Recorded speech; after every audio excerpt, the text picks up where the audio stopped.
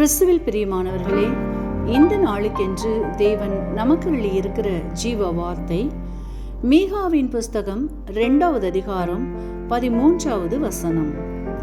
தடைகளை நீக்கி போடுகிற கர்த்தர் தடைகளை நீக்கி உங்களுக்கு முன்னணியில் நடந்து போவார்.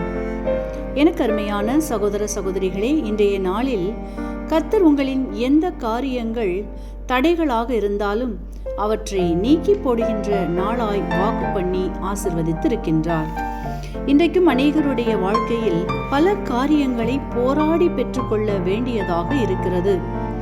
போராட்டத்தில் தடைகள், இழப்புகளை தொடர்ச்சியாக சந்தித்து கொண்டும் வேண்டாத பகைகள், கசப்புகள், பிரிவினைகள் என்றும் ஒவ்வொருவரும் ஒவ்வொரு நிலையில் தினம் தினம் ஏதோ ஒன்றிற்காய் போராடி பெற்றுக்கொள்ள நினைத்து ஓடிக்கொண்டும் அவைகளினால் பயனேதும் இல்லாது சோர்ந்து போய் காணப்படுகிறவர்களே, உங்களின் சூழ்நிலைகளின் மத்தியில் சுயத்தை நம்பியோ மனிதர்களை நம்பியோ இல்லாமல் ஆபத்து காலத்தில் என்னை நோக்கி கூப்பிடு என்ற கர்த்தரின் வார்த்தையை விசுவாசித்து நம்புவீர்களானால் அவரே விடுவிக்கிறவராகவும் இருக்கிறார்.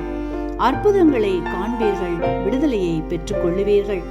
ஆகவே இன்றைக்கு இந்த வார்த்தைகளை விசுவாசிக்கிற நீங்கள் கர்த்தரின் மகிமையை காண்பீர்கள்.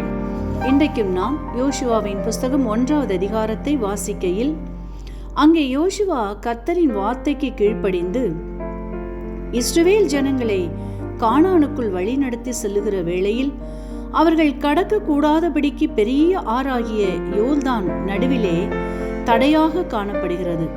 கரை புரண்டு ஓடுகிறதான வெள்ளத்தின் ஆரவார சத்தத்தின் மத்தியில் என்ன செய்வதென்று தடுமாறி நிற்கின்றனர்.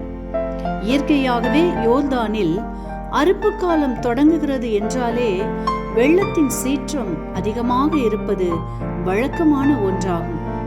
இப்படிப்பட்ட சூழ்நிலையில்தான் யோசுவா கர்த்தரை நோக்கி பார்க்கின்றான். உலகத்தாரின் பேச்சுக்களான சாத்தியமே இல்லை என்ற வார்த்தையை விசுவாசியாமல் இயற்கைக்கும் அப்பாற்பட்ட ஒருவர் இருக்கிறார் என்று கர்த்தரை விசுவாசித்தான்.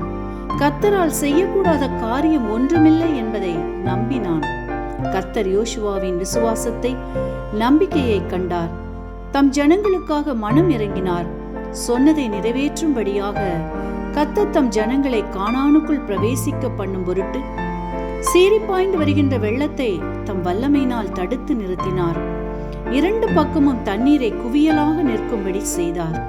இஸ்ரவேலர்கள் யோர்தானை கடந்து தீரும் மட்டும் யோர்தான் வழிவிட்டது என்று நாம் வாசித்தருகின்றோம்.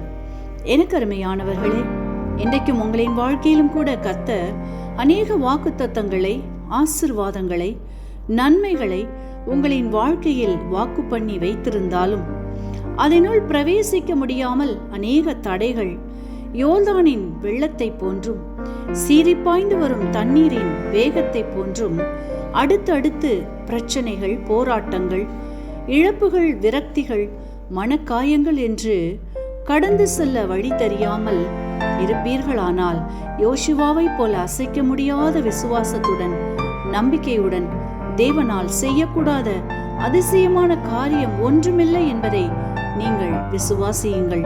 இன்றைக்கு உங்களின் தடையான சூழ்நிலைகளை வழிவிலகி போகும்படி செய்வார். எவைகள் உங்களை விழுங்க பார்த்ததோ அவைகளை வெற்றிக்கான பாதைகளாக மாற்றுவார். ஆகவே இன்றைக்கு உங்களின் சூழ்நிலைகளை கண்டு கலக்கமடையாமல், சோர்ந்து போகாமல் கர்த்தரையே சார்ந்து இருங்கள். அவர் படைத்த சத்துவங்களை எல்லாம் தன் நிலையில் அப்படியே நிற்கச் செய்தவர். காற்றுக்கும் கடலுக்கும் கட்டளை கொடுத்தவர். தாம் படைத்த பறவைகள், விலங்குகளுக்கும் தன் வார்த்தைக்கு கீழ்ப்படிந்து இருக்கும்படி செய்தவர். இன்றைக்கு நீங்கள் கடந்து போகின்ற கடினமான சூழ்நிலைகளையும் அவரால் மாற்ற முடியும். கர்த்தரின் வார்த்தையை விசுவாசியுங்கள். அற்புதங்களை காண்பீர்கள், ஆசீர்வாதங்களை பெற்றுக்கொள்ளுவீர்கள். தடைகளை நீக்கி போடுகிற கர்த்தர் தடைகளை நீக்கி உங்களுக்கு முன்னணியில் நடந்து போவார். ஆமேன்.